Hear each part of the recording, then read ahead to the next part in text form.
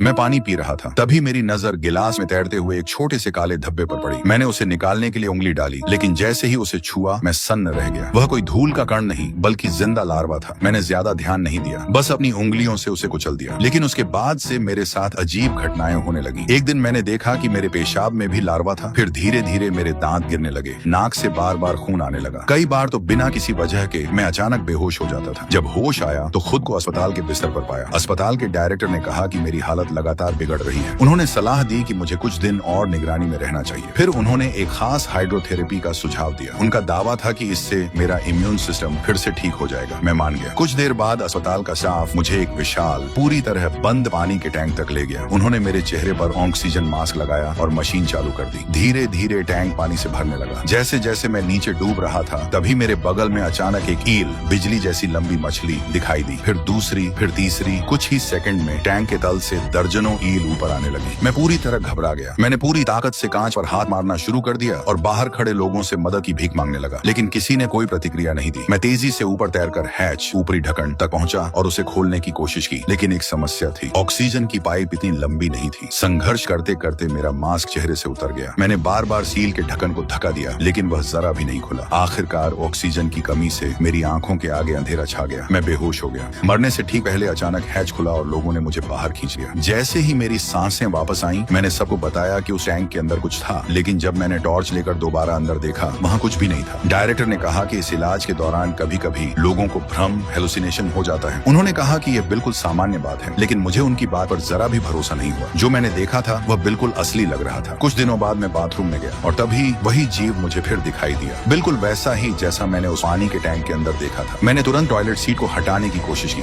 लेकिन तभी मेरा पैर फिसल गया। मैं जोर से फर्श पर गिर पड़ा और जब मैंने ऊपर देखा, जो नजारा मेरे सामने था, उसे देखकर मैं डर के मारे पीछे हटता चला गया।